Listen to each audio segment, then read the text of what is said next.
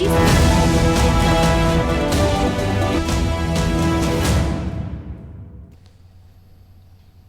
नमस्कार, स्वागत है आपका कार्यक्रम आपका शहर आपकी खबर में। मैं हूं आपके साथ पारुल। हमारे इस कार्यक्रम में हम आपको बड़ी खबरों से रूबरू कराते हैं जिन पर दिन भर हमारी नजर भी होगी। तो सबसे पहले वो 5 तस्वीरें आप देख लीजिए जिन पर हम बात करने वाले हैं। सबसे पहले हम बात करेंगे सीएम शिवराज की, क्योंकि आज उनका जन्मदिन है। सीएम शिवराज ने अपने जन्मदिन पर पर्यावरण को बचाने के लिए क्या संदेश दिया, उस पर भी बात करेंगे। दूसरी खबर में बताएंगे कि प्रदेश बीजेपी ने डैमेज कंट्रोल के लिए आखिर फिर से क्या कोशिश की है। तीसरी खबर में बात होगी नगर निगम प्रदर्शन सूचकांक में नंबर 1 आए इंदौर की। चौथी खबर शहडोल से, जहां पुलिस का अमानवीय चेहरा सामने आया है। पांचवी और आखिरी खबर में बात करेंगे शाजापुर की, जहां बेटी बचाओ बेटी पढ़ाओ का संदेश कुछ अलग अंदाज में दिया जा रहा है।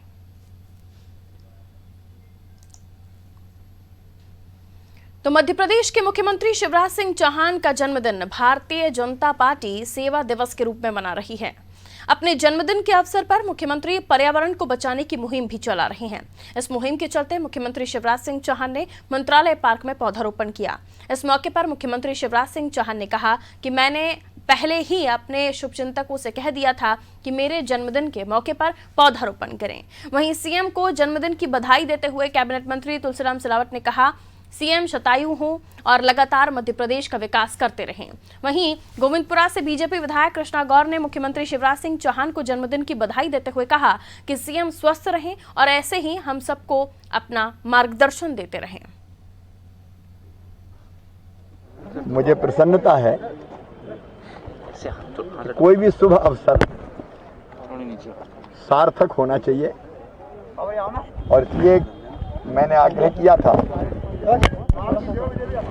कि स्वागत द्वार, बैनर, जय जयकार, इस सब को हटा के अगर जन्मदिन पर पेड़ लग जाए, ये धरती माँ का केवल श्रृंगार नहीं है, धरती माँ के ऊपर जीवन के अस्तित्व को बचाने का एक प्रयास है। श्री मुख्यमंत्री शिवराज जी को बहुत बहुत बधाई जन्मदिन की, क्योंकि आप जानते हैं संकट का दौर, महामारी का दौर, कोरोना वायरस के समय उन्होंने एक सादगी से एक पौधा लगाकर मध्य प्रदेश के पर्यावरण को ठीक करने का संकल्प लिया। मैं मध्य प्रदेश की जनता की ओर से, मेरी ओर से, सामेर की ओर से जन्मदिन की बहुत बहुत बधाई और शुभकामना देता हूं। मध्य प्रदेश के जननायक, गरीबों के मसीहा और विकास के पुरोधा, हम सब के लाडले भाई, इस प्रदेश के मुख्यमंत्री श्री शिवराज सिंह जी चौहान के आज जन्मदिन पर हम बहुत बहुत बधाई और शुभकामनाएं प्रेषित करते हैं। आज बहुत प्रसन्नता है ये कहते हुए कि उन्होंने अपने जन्मदिन को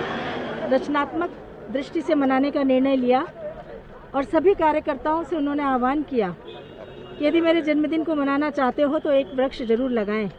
और आज विधानसभा में भी उन्होंने समस्त अधिकारियों के साथ, समस्त विधायकों के साथ वृक्षारोपण का ये कार्यक्रम आयोजित किया है। तो शिवराज के जन्मदिन पर एक पौधा जरूर लगाएं, यही संदेश उन्होंने अपने तमाम कैबिनेट मंत्रियों को भी दिया, तमाम उन शुभचिंतकों को दिया कि अगर आप मेरा जन्मदिन मनाना चाहते हैं तो फूल गुलदस्ता या फिर फूलों की माला नहीं, एक पौधा लगाइए, वही काफ़ी होगा। और मध्य प्रदेश के लोकप्रिय मुख्यमंत्री ऐसे ही थोड़ी लोकप्रिय कहे जाते हैं, उनकी हर एक बात, हर एक संदेश जनता के दिल को छूती है। और इसीलिए वो चाहते तो जैसे कि बड़े बड़े नेता होते हैं, बड़े बड़े हार होते हैं, बड़े बड़े गुलदस्ते होते हैं, वो मांगते भी नहीं है फिर भी उनके पास पहुँच जाते हैं। लेकिन इस बार उन्होंने हर उस चीज़ को नो कह दिया जो वेस्ट हो रही हो। इस बार उन्होंने पर्यावरण को बचाने का जो संकल्प बहुत पहले से ले रखा है, रोज एक पौधा वो लगाते हैं। आज मंत्रालय में भी उन्होंने पौधा लगाया और देखिए किस तरह से उन्होंने सबको एक संदेश दिया। चलिए हम और भी उनके जन्मदिन पर क्या कुछ लोगों ने कहा है उनके बारे में और क्या कुछ वाकई लोगों ने पौधे लगाकर ही उन्हें जन्मदिन की बधाई दी है, समझने की कोशिश करते हैं। वैभव गुप्ता विशेष संवाददाता फोनलाइन पर इस वक्त मौजूद है। मुख्यमंत्री शिवराज सिंह चौहान का जन्मदिन, राजधानी भोपाल में किस तरह की तस्वीरें निकलकर सामने आई, वैभव बताइए। बिल्कुल, आज मुख्यमंत्री शिवराज सिंह चौहान का 62वां जन्मदिन है, जिनके जन्मदिन की शुरुआत सबसे पहले सीएम हाउस से हुई, जहां पर बीजेपी के बड़े नेता पहुंचे और मुख्यमंत्री शिवराज सिंह चौहान ने सीएम निवास में पौधारोपण किया। उसके बाद मुख्यमंत्री शिवराज सिंह चौहान स्मार्ट रोड स्थित शिव वाटिका पहुंचे, वहां पर मुख्यमंत्री के जन्मदिन के अवसर पर 62 पौधे लगाए गए। शिव वाटिका के बाद मुख्यमंत्री शिवराज सिंह चौहान बल्लभ भवन स्थित पार्क में पहुंचे, वहां पर भी बीजेपी के कार्यकर्ताओं ने, अधिकारियों ने, पत्रकारों ने, सब लोगों ने मिलकर मुख्यमंत्री शिवराज सिंह चौहान के जन्मदिन के अवसर पर पौधारोपण किया। उसके बाद शिवराज सिंह चौहान शासन अकादमी पहुंचे, जहां पर शिक्षा नीति पर विमर्श किया जाना था, वहां भी पौधारोपण किया गया। उसके बाद मुख्यमंत्री शिवराज सिंह चौहान अपने कुछ देर पहले बीजेपी कार्यालय पहुंचे थे, जहां पर मुख्यमंत्री शिवराज सिंह चौहान की मौजूदगी में पौधारोपण किया गया। इन सभी कार्यक्रमों के अवसर पर मुख्यमंत्री शिवराज सिंह चौहान ने एक ही बात को कहा कि प्रकृति का श्रृंगार होते हैं पौधे, हमें प्रकृति का श्रृंगार करना है, हमें पर्यावरण की सुरक्षा करनी है और हमें आने वाली पीढ़ी को बताना है कि उनके जो पूर्वज थे उनके द्वारा पर्यावरण को बचाने की दिशा में क्या काम किया गया। तो आज मुख्यमंत्री शिवराज सिंह चौहान ने पौधारोपण किया और मुख्यमंत्री शिवराज सिंह चौहान ने कल ही कह दिया था कि कोई भी उनके जन्मदिन के अवसर पर स्वागत द्वार नहीं सजाएगा, फूलों की माला लेकर नहीं आएगा, केवल एक पौधा लगाएगा। उस पौधे को ही मुख्यमंत्री शिवराज सिंह चौहान अपने जन्मदिन की बधाई समझेंगे। तो आज कार्यकर्ताओं ने भी उनकी बात को माना है और पौधारोपण किया है। मुख्यमंत्री शिवराज सिंह चौहान को पौधा लगाकर बधाई दी है। कोशिश थी कि पर्यावरण को बचाने के लिए वो खुद ही एक इस तरह का प्रयास करें और सभी ने उसमें साथ भी दिया है। देर शाम तक कोई ऐसा कार्यक्रम, आपको कोई सूचना मिल रही हो कि आज दिन भर उनके कार्यक्रम क्या रहेंगे? बिल्कुल, उनके कार्यक्रम तो बहुत सारे हैं, लेकिन उनको शायद बाहर भी जाना पड़ सकता है। सबसे पहले वो विधानसभा पहुंचे थे और शिक्षा नीति पर विमर्श, और अब मुख्यमंत्री शिवराज सिंह चौहान अपनी दूसरी बार वल्लभ मंत्रालय जाएंगे, जहां पर मध्य प्रदेश के विकास से संबंधित कई सारी बैठकें होनी है, उनको भी संबोधित करेंगे। चलिए, बहुत शुक्रिया जानकारी के लिए वैभव। तो मुख्यमंत्री शिवराज सिंह चौहान आज 62 साल के हो गए हैं, लेकिन सबसे ज़्यादा मध्य प्रदेश में मुख्यमंत्री का कार्यकाल उन्होंने ही अपना पूरा किया है, 3 बार तब, और अब ये चौथी बार के मुख्यमंत्री हैं मध्य प्रदेश के मुख्यमंत्री शिवराज सिंह चौहान। और आज उनका जन्मदिन है। संकल्प उन्होंने लिया, लेकिन लोगों को भी दिलवाया कि वो भी उनके जन्मदिन पर एक पौधा ज़रूर लगाएं। आगे बढ़ते हैं। मध्य प्रदेश में एक बार फिर डैमेज कंट्रोल की कोशिश की गई है। दरअसल विधानसभा की 5 समितियों का गुरुवार को गठन कर दिया गया, जिसमें पार्टी से नाराज चल रहे विधायक अजय विश्नोई और गौरीशंकर बिसेन को एक-एक समिति की कमान देकर डैमेज कंट्रोल की कोशिश की गई। समिति में पूर्व मंत्री और कांग्रेस के वरिष्ठ विधायक ब्रजेंद्र सिंह राठौर को सभापति बनाया गया, जबकि पूर्व विधानसभा अध्यक्ष डॉक्टर एनपी प्रजापति सदस्य बनाए जाने से नाराज रहे। दूसरी तरफ सूत्रों का दावा है कि प्रजापति ने समिति सदस्य बनने से इनकार कर दिया है और इस्तीफा दे दिया है। हालांकि अभी तक इस मामले में पुष्टि नहीं हुई है। विधानसभा सूत्रों ने बताया कि समितियों में किस विधायक को जगह देनी है, ये गुरुवार को सुबह हुई विधानसभा की कार्य मंत्रणा समिति की बैठक में तय किया गया था, जिसमें विधानसभा अध्यक्ष गिरीश गौतम के अलावा मुख्यमंत्री शिवराज सिंह चौहान और नेता प्रतिपक्ष कमलनाथ मौजूद रहे। पूर्व मंत्री ब्रजेंद्र सिंह राठौर को लोक सेवा समिति का सभापति बनाए जाने का निर्णय पार्टी का अंदरूनी मामला है। ऐसा माना जा रहा है कि एनपी प्रजापति सभापति बनाए जाने के बजाय सदस्य बनाए जाने को लेकर वो नाराज हैं। विधानसभा ने लोक लेखा, प्राक्कलन, सरकारी उपक्रमों संबंधी, अनुसूचित जाति, अनुसूचित जनजाति और पिछड़ा वर्ग के कल्याण और स्थानीय निकाय पंचायती राज लेखा समिति के सभापति और सदस्यों के नामों की घोषणा की है। 5 में से 4 समितियों के सभापति बीजेपी और 1 समिति में सभापति कांग्रेस के वरिष्ठ विधायक को बनाया गया है।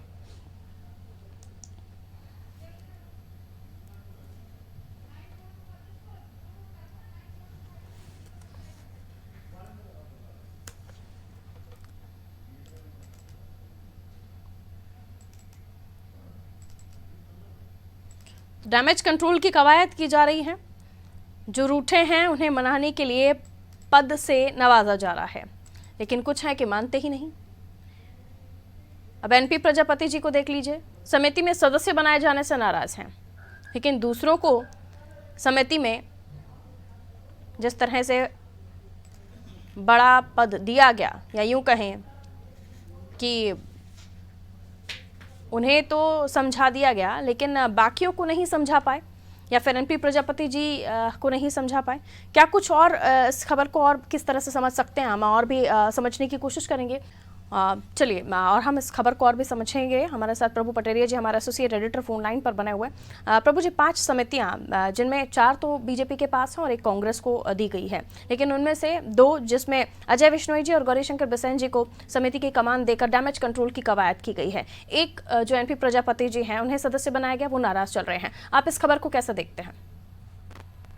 देखिए परोल, विधानसभा के कामकाज का सुचारू संचालन के लिए और विधानसभा में जो कार्रवाइयां होती हैं उससे जुड़े हुए मामलों को देखने के लिए समितियों का गठन किया जाता है। और हमेशा से एक नियम रहा है कि ये समितियां बनती हैं और जो सत्ताधारी दल होता है वो ज्यादातर समितियों में अपने लोगों को अध्यक्ष की जिम्मेदारी देता है, सभापति जो बनाता है उनकी जिम्मेदारी अपने लोगों को देता है। लेकिन लोक लेखा समिति एक ऐसी समिति है जिसको एक परंपरा रही है कि विपक्ष को दिया जाता है और विपक्ष के नेता को उसका अध्यक्ष बनाया जाता है, क्योंकि ये कहा जाता है कि सरकार का जो जरूरी कामकाज है, खासकर जो रेवेन्यू से जुड़े हुए मामले हैं जो विधानसभा में आते हैं, उन सारी चीजों का परीक्षण करने के लिए जनता से जुड़े हुए जो भी काम है तो वो विपक्ष का नेता ज्यादा प्रभावी ढंग से उस बारे में निर्णय ले सकता है। सत्ता पक्ष का होगा तो हो सकता है कि सत्ता के प्रभाव में आकर जनता से जुड़े हुए मामलों की अनदेखी कर दे। तो इसलिए लोक लेखा समिति के अध्यक्ष के पद आमतौर पर परंपरा के अनुसार विपक्ष को दिया जाता है, तो वो कार्रवाई की गई है।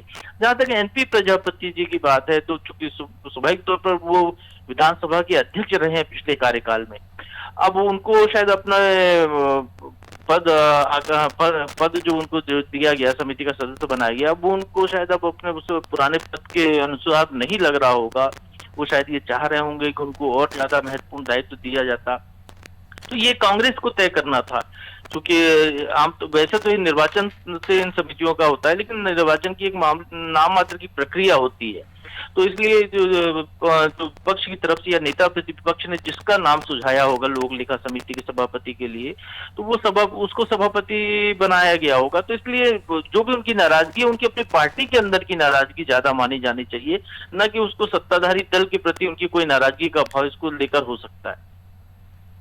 बिल्कुल सर, ऐसे में आने वाले समय में जैसे कि ये कहा भी जा रहा है कि इन दोनों नेताओं को साधने के लिए डैमेज कंट्रोल की कोशिश की है बीजेपी ने, तो क्या माना जाए कि बार बार जो बयानबाजियां पार्टी गाइडलाइन से तर जाके ये दोनों दे रहे थे, चाहे अजय विश्नोई जी की बात करें, गौरीशंकर बसंत जी की बात करें, ये थम जाएंगे?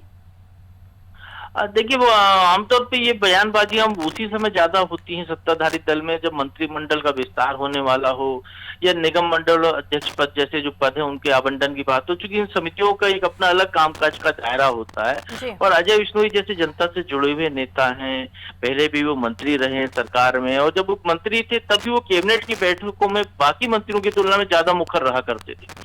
जो नीतिगत विषय होते थे, मुद्दे होते थे, उसको लेकर सवाल जवाब करना, और ये सजगता उनकी जो है वो इसलिए है कि वो वाकई में जनता से जुड़कर आए हुए जनप्रतिनिधि की भूमिका अपनी अदा करते थे। तो स्वाभाविक तौर पर अभी भी यदि पार्टी में कहीं कोई ऐसा होता है जो अजय विश्नोई को लगता है कि पार्टी लाइन के विपरीत जा रहा है मामला, तो उनकी प्रतिक्रिया आ सकती है। लेकिन ये जरूर है कि उनको एक पद देने की कोशिश की गई है, उनको एक पद देकर संभालने की कोशिश जरूर की गई है यहाँ पर। बहुत शुक्रिया प्रभु जी जानकारी देने के लिए। तो एक कोशिश पार्टी की तरफ से पद देकर उन्हें मनाने की, समझाने की गई है, लेकिन अभी भी अगर वो चाहें तो जो वो अपनी प्रतिक्रिया या टिप्पणी देना चाहें वो अभी भी दे सकते हैं। तो विधानसभा की 5 समितियों का गुरुवार को गठन हुआ, जिनमें से 4 बीजेपी के पास है। एक जो सभापति हैं बृजेंद्र सिंह राठौर जी, पूर्व मंत्री रहे हैं, उन्हें सभापति का पद दिया गया है, लेकिन एनपी प्रजापति जी इस मामले में नाराज चल रहे हैं। आगे बढ़ते हैं, अगली खबर को लेकर बात करेंगे। केंद्रीय आवास और शहरी मामलों के मंत्रालय ने गुरुवार को ईज ऑफ लिविंग इंडेक्स की रैंकिंग जारी कर दी है। देश के सबसे बेस्ट शहरों में टॉप 10 में इंदौर ने भी जगह बनाई है।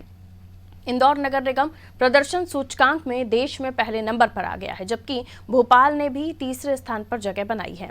देश में लगातार 4 बार से स्वच्छता में नंबर 1 रहने वाला इंदौर के नगर निगम की म्युनिसिपल परफॉर्मेंस के काम की जमकर सराहना हो रही है। आवास और शहरी कार्य मंत्रालय की ओर से जारी नगर निगम प्रदर्शन सूचकांक में इंदौर नंबर 1 पर आ गया है। इसके साथ ही सरल जीवन सूचकांक में भी इंदौर देश के 10 टॉप शहरों में से है और इंदौर देश के टॉप 10 शहरों में रहने लायक के लिए शामिल हो गया है।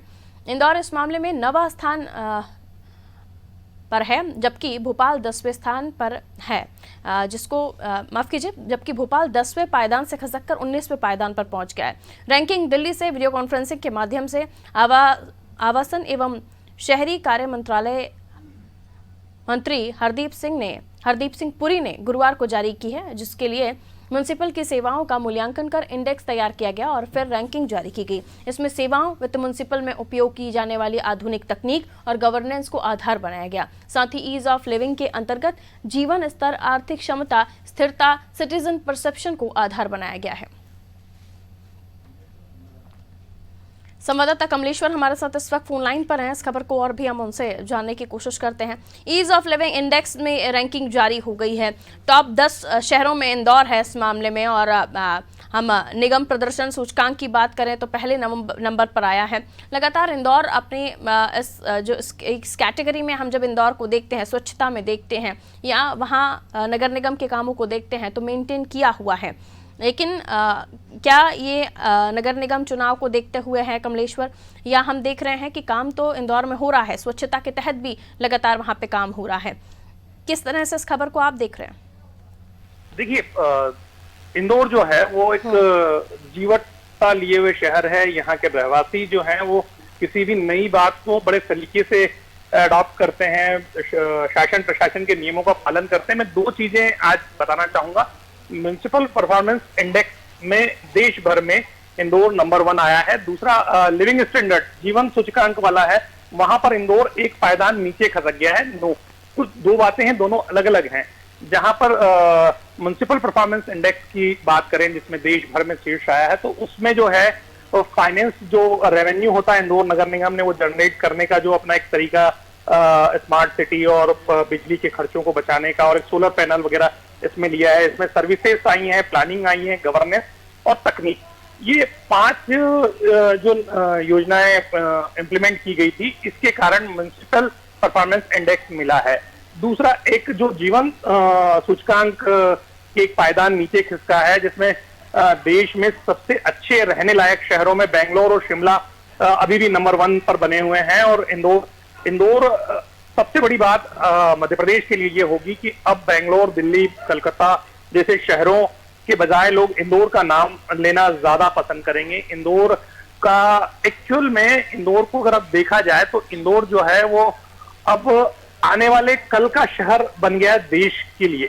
देश की जो नजर है, देश के प्रमुख शहर सूरत देख ले, अहमदाबाद देख ले, मुंबई, बेंगलोर, गुना, जो भी बड़े शहर हैं देश के, उसमें अब इंदौर जो है वो पहले नंबर पर लोगों के जहन में रहेगा। कहीं ना कहीं स्वच्छता में 4 बार नंबर 1 इंदौर आया है। वर्तमान में इंदौर कलेक्टर मनीष सिंह उस समय निगमायुक्त थे, और उसके बाद अभी जो वर्तमान में उज्जैन कलेक्टर आशीष सिंह हैं, वो भी यहाँ बड़े शिद्दत से काम किए हैं।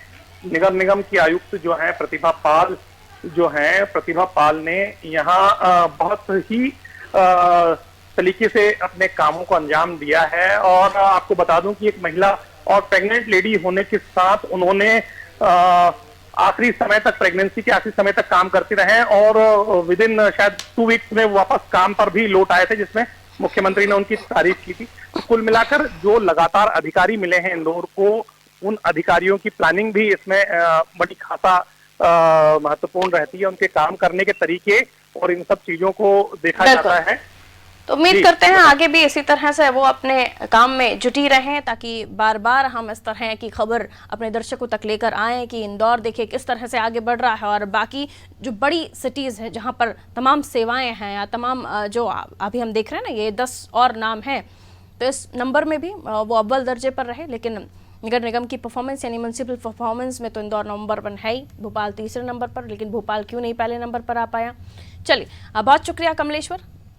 तो देखिए, हर शहर परफेक्ट होना चाहिए, ये जनता की उम्मीद होती है, लेकिन ऐसा मुमकिन नहीं होता, इसलिए तो इस तरह के कंपटीशन होते हैं। चेक किया जाता है कि कौन से शहर में किस तरह की कमी है, कौन सा शहर अच्छा परफॉर्मेंस कर रहा है। और जब बात म्यूनसिपल की आए तो उन्हें इंदौर तो बड़ा शहर है, उन्हें तो हर चीज़ को देखना है। चलिए आगे बढ़ते हैं। पुलिस की बर्बरता आम लोगों पर हावी है। ताज़ा मामला शहडोल जिले से सामने आया है, जहां चोरी के शक में पुलिस ने एक युवक की ऐसी बेरहमी से पिटाई कर दी, उसके जख्म साफ साफ पुलिस की बर्बरता की कहानी बयां कर रहे हैं। पूरा मामला पपौंद थाने के दलको कोठान गांव का है, जहां पीड़ित शिव प्रसाद साहू रात के समय चैन से अपने परिवार के साथ घर में सो रहा था। तभी पपौंद थाने में पदस्थ एएसआई महेंद्र पांडे, पुलिसकर्मी अशोक सिंह समेत अन्य पुलिसकर्मियों के साथ उसकी घर आ धमके। पहले तो पुलिसकर्मियों ने ऐसे घर में ही लात घूसों से जमकर पिटाई की, उसके बाद उसे थाने ले जाकर बेरहमी से पीटा। जब इस बात की संतुष्टि हो गई कि शिव प्रसाद ने चोरी नहीं की, तो उसे छोड़ दिया गया। पुलिस की बर्बरता का शिकार हुए युवक के शरीर पर मारपीट के गहरे जख्म हैं, जिसे लेकर वो करीब 150 किलोमीटर दूर एसपी कार्यालय गुहार लगाने पहुंचा। पीड़ित की शिकायत पर एसपी ने एएसआई महेंद्र पांडे, पुलिसकर्मी अशोक सिंह को तत्काल प्रभाव से लाइन अटैच कर मामले की जांच एसडीओपी को सौंप दी है। रात को आए 12 बजे, एक बजे पुलिस वाले और हरीलाल साथ में था। फिर दरवाजे में लात मारे। दरवाजा में लात मारने के बाद मैं सोचा, मेरी घर वाली सोची कौन है, मैं सो रहा था। घर वाली उठी तो दरवाजा खोली तो हरीलाल मेरे घर वाली को मतलब 2 चांटा मारा। शिव प्रसाद साहू आज अपने परिवार के साथ में पुलिस अधीक्षक कार्यालय में उपस्थित हुए हैं और उन्होंने ये बताया है कि थाना पपौंद में कुछ दिन पूर्व उनके साथ में ASI महेंद्र पांडे और आरक्षक अशोक सिंह, इन लोगों ने अन्य लोगों के साथ में मिलकर मारपीट की है। किसी चोरी के मामले में उनसे पूछताछ की है। पूछताछ के नाम पर उनके साथ बेरहमी से मारपीट की है। थाना प्रभारी पपौंद ने इनका मेडिकल भी करवाया है और इसकी जांच SDOP व्यवहारी कर रहे हैं। और आज चूँकि यहाँ पर ये परिवार सहित उपस्थित हुए थे शिव प्रसाद साहू, तो पुलिस अधीक्षक महोदय ने तत्काल संज्ञान में लेते हुए ASI महेंद्र पांडे और आरक्षक अशोक सिंह को लाइन संबद्ध किया है और इसकी जांच SDOP व्यवहारी को दी है। तो किस तरह से बगैर किसी गुनाह के, सिर्फ शक के बुनियादी पर युवक को इतना पीटा गया कि उसके घाव साफ देखे जा सकते हैं कि किस तरह से उसे बुरी तरह से पीटा गया है। पुलिस की बर्बरता साफ उन जख्मों में दिखाई देती है। राहुल राणा संवाददाता फोनलाइन पर इस वक्त हमारे साथ मौजूद हैं। सिर्फ शक था इसलिए ले गए थे, किसी ने आरोप लगाया था इस युवक पर, क्या वजह थी जो घर में घुसकर लात घूसे मारकर पीटना शुरू कर दिया पुलिस वालों ने इस युवक को? जी पारुल, मैं आपको बताना चाहूंगा कि ये घटना आज से लगभग 3 दिन पहले की है। फरियादी शिव कुमार साहू का कहना ये था कि उनका जमीनी विवाद चल रहा था दूसरे पक्ष से। 4 महीना पहले उन्होंने उनसे विवाद हुआ था और 4 महीना पहले ही पूर्व ही इनके जिनसे विवाद था, जमीनी विवाद था, उसके घर चोरी हुई थी। उसने शक के आधार पर इसका नाम लिखा दिया था और पुलिसकर्मी से उसका सांठगांठ था। जो तथ्य सामने आए उसमें पुलिसकर्मी से उसका सांठगांठ था और पुलिस को उसने खाना पीना खिलाया था और शायद कुछ पैसे भी दिए थे। ये आरोपी का फरियादी का कहना है। उसी के कहने पर देर रात ये पुलिसकर्मी उसके घर गए थे, उसके साथ मारपीट किए थे और उसको थाने में पूछताछ के लिए ले गए थे। सिर्फ इसीलिए पुलिस, क्योंकि अब उन्होंने जिस व्यक्ति ने आरोप लगाए हैं उनके साथ पहले उन्होंने खा पी लिया, उसके बाद जाके उस व्यक्ति ने जिस पर आरोप लगा दिए उसे जाके ना पकड़कर उसे आप पूछताछ के लिए लेकर आ सकते थे, लेकिन आप आधी रात को किसी के घर में घुसते हैं। ये पुलिसकर्मियों की मैं बात कर रही हूँ, जैसे कि आपने रिपोर्ट भी बनाई है। पुलिसकर्मी घर में घुसते हैं और लाते जूतों से पीटने लगते हैं। ये परमिशन कहाँ से आई इनके पास? पुलिस ने बताया कुछ कि आखिर ये उन्होंने क्यों किया, जो लोग गए थे जिनके नाम सामने आ रहे हैं? पुलिस अधीक्षक शहडोल ने तत्काल इनको प्रभाव से निलंबित कर दिया था, लाइन अटैच कर दिया था और इनसे पूछताछ की जा रही है। अभी तक इनका पक्ष अभी सामने नहीं आ पाया है। SDOP व्यवहारी इसकी जांच कर रहे हैं। चलिए, शुक्रिया जानकारी के लिए। और अब कोशिश होगी कि हम ये भी समझें आगे इस खबर में और भी जानकारी राहुल हमें दे सकें कि जो SI महेंद्र पांडे हैं आगे इन पर किस तरह की कार्रवाई होती है, क्योंकि जांचें तो खूब होती हैं लेकिन उसके बाद कार्रवाई अंत तक नहीं पहुंचती है। आगे बढ़ते हैं। मध्य प्रदेश के शाजापुर में बेटी बचाओ बेटी पढ़ाओ के संदेश के साथ PM आवास योजना के तहत बने हुए 1000 घरों पर बेटियों के नाम लिखे गए हैं। प्रथम दौर में 1000 मकानों पर बेटियों का नाम लिखा जा चुका है। जिला पंचायत की इस अनूठी पहल का ग्रामीण क्षेत्रों में सार्थक परिणाम सामने आ रहा है। आज भी जहां बेटियों को अभिशाप मानकर ग्रामीण क्षेत्रों में उन्हें पढ़ाया नहीं जाता, ऐसे में ये अभियान चलाकर ग्रामीणों को